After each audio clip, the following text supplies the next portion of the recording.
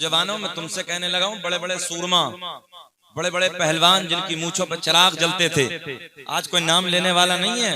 हमने उनकी कब्रों के तख्ते टूटे हुए देखे हैं, जिनकी तूती बस्ती थी।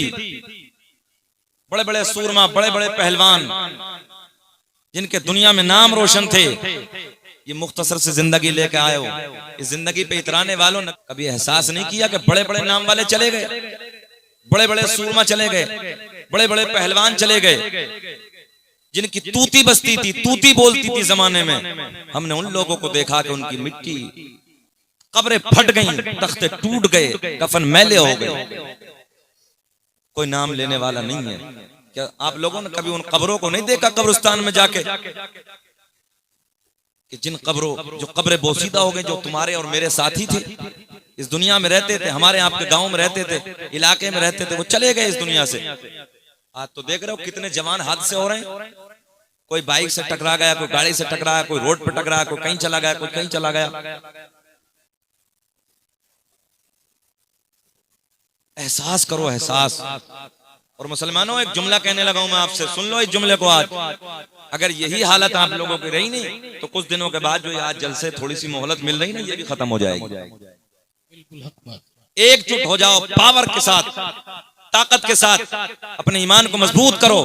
मत बुलाओ दो मुकर्रिर को। मैंने नहीं कहा कि शकील अहमद रज़वी को बुलाओ, कोई जरूरत नहीं थी मुझे बुलाने की। एक बुला लो, बस एक नात ख्वां को बुला लो, शायर को बुला लो, एक तकरीर करने वाले को 12 बजे जल्द से खत्म कर दो और उसके बाद सो जाओ, फजर पढ़ो।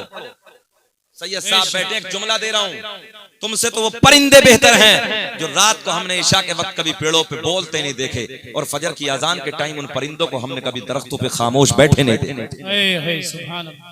तुमसे तो वो परिंदे बेहतर हैं। रात के 12 बजे तक पहली एमबी मोबाइल में, और रात के 12 बजे के बाद दूसरी आ गई, और 4 बजे के बाद फिर औंधा कुत्ते की तरह पड़ा। ये जुमला रोने का है, हंसने का नहीं है, रोने का है। रात के 12 बजे के बाद में हमने देखा है मेरे नौजवान दोस्तों को, हम रास्तों से निकलते हैं तो रात के 12 बजे मोबाइल देख रहे हैं, 1 बजे 2 बजे मोबाइल में। अय्याशियों के मनाजिर देखने वालों का भी एहसास नहीं किया।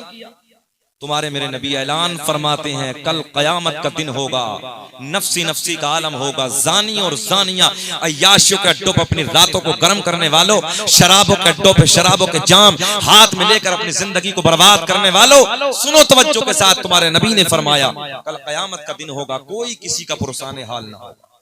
जानी और जानिया को लाया जाएगा, उसकी शर्मगाह से पीप निकलेगा, प्यास शिद्दत की लगी होगी, जबान लटक गई होगी, पानी पानी कह के पुकारेगा। उन लोगों की शर्मगाहों से पीप निकलेगा। हदीस से जिम्मेदार उलमा बैठे, सुनो तवज्जो के साथ।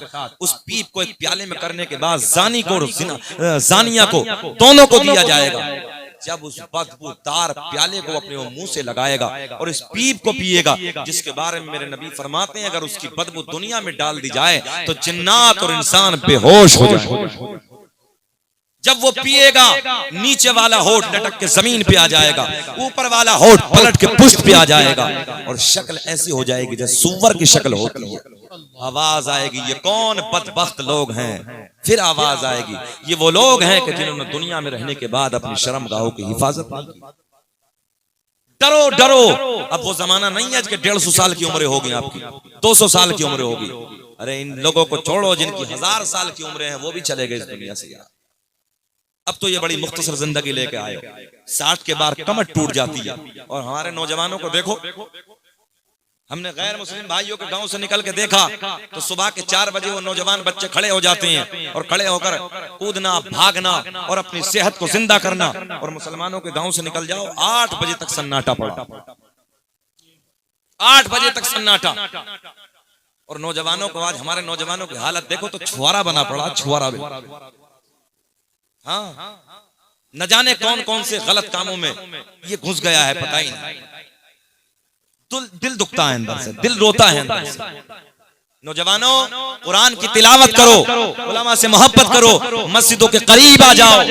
आज से 20 साल पहले हमें 20 साल पहले, जितने हमारे बुजुर्ग बैठे हैं, बड़े बैठे हैं, सबको याद होगा, 20 साल पहले हमारी कौम की माँ बेटियों की भी हालत ये थी कि जब हम अपने दादाजी के साथ मस्जिद से नमाज पढ़ के निकलते थे, नौशाद भाई, तो जैसे गलियों से निकलते थे तो फजर की नमाज के बाद घरों से कुरान की तिलावत की आवाजें आती थी। जी यही बात है, सुभान अल्लाह। और आज देखो घरों में सन्नाटा है, 8 बजे तक सन्नाटा है, माँ भी सो रही है, बेटी भी सो रही है, बहू भी सो रही है, जवान भी सो रहा है।